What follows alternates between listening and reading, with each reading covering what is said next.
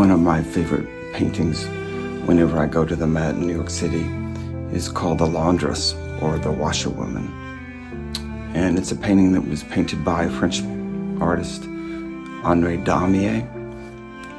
And Daumier painted this particular painting in 1863.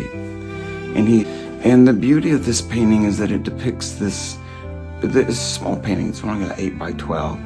And it depicts this really big, bulky French mother who's carrying a big bag of laundry under her left arm. And she's coming up from the Seine River using steps, of course. And in her right hand, she's holding on to her little girl. And so, ever so gently. And so you have, Daumier has represented this mother in all humility in a monument style, as if he's trying to show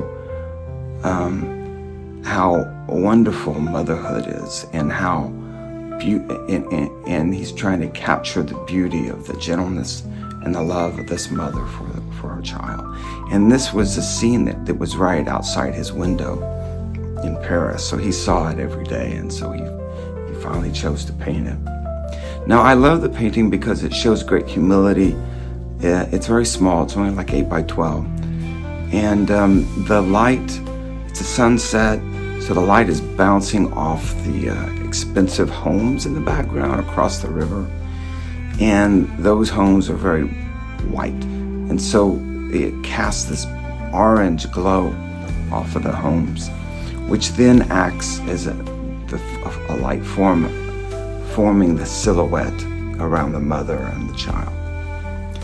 And the simplicity and the beauty of that is stunning, because it makes you see the line. And as you study the lines around the form or the silhouette of these two figures, it's almost as if you're witnessing visual poetry, because they're so beautiful.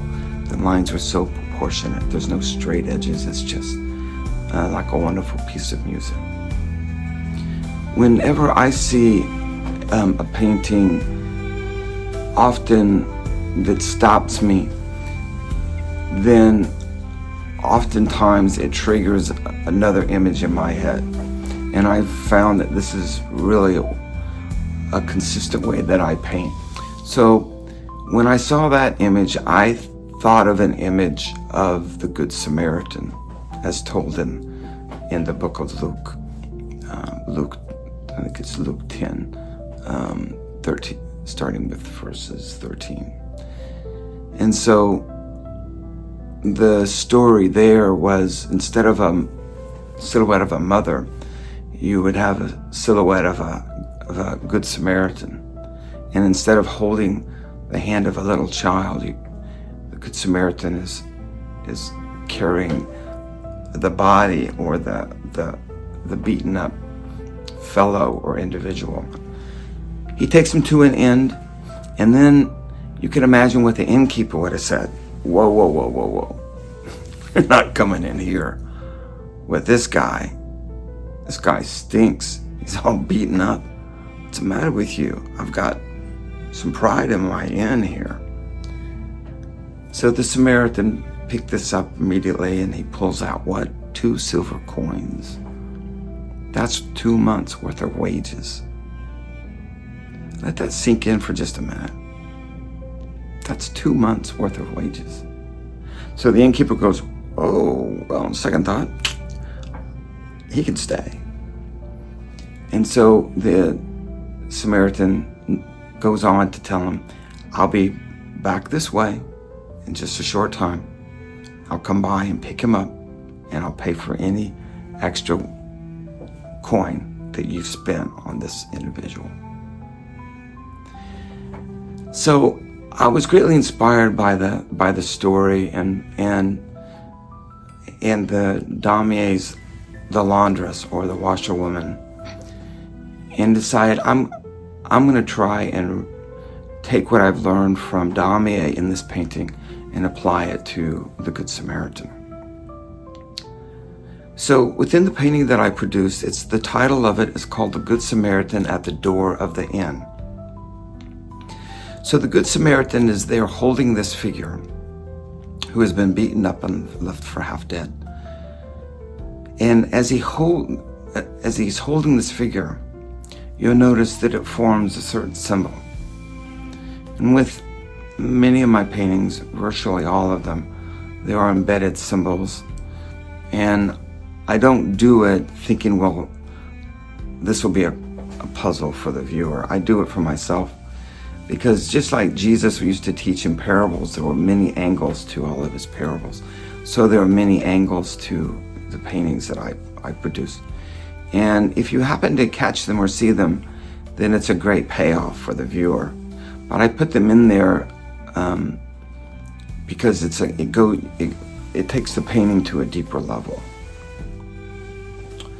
Keep in mind, all great art teaches you something that you never knew. All really great art takes you to a different place. So you have to always give it time and spend time with a painting. And I guess that's what I did with Damier's The Laundress. And then that's how I got inspired by it. And so when you hold a human body this way, it forms the sign of a cross. So in the painting, the way I saw the story, I saw it from two different angles. First of all, we see the story, and we're taught in Sunday school the object lesson that we are to be the Good Samaritan, and we are. But we're never really taught that maybe we need to see that we are the one that has been beaten up and left for half dead, like the prodigal son. Maybe we need to see ourselves as the one that is being held by the Christ. It gives us a different perspective. And so in the painting, you have these two black bars on each side of the painting, and those are actually doors. And you are the innkeeper. And you have to decide, am I going to offer charity to these two people? And so in my painting, you also see two things, symbols that to share with you that I'd like to share with you. One is, most of my paintings where the sun represents God the Father, and in this painting you see the reflection that comes off the building, and that represents God the Father. And then the reflection goes on to the back of the figures, and then it casts a shadow onto you, the viewer, as if God is passing the message on to you. And then there's also a hidden symbol of darkness, and there is a skull that's in the painting. So you find the railing that the mother is holding onto becomes the teeth of the skull. And then if you look closely at the windows, there were two definitive windows that would create the sockets of the skull. So you have the ever-present darkness, but it is illuminated by the ever-present light of God the Father. So the title of the painting is The Good Samaritan at the Door of the Inn. Just like Damier in his painting The Laundress, or the washerwoman, showed kindness, humility, and great love. So I believe is what Jesus is trying to teach us in the story of the Good Samaritan.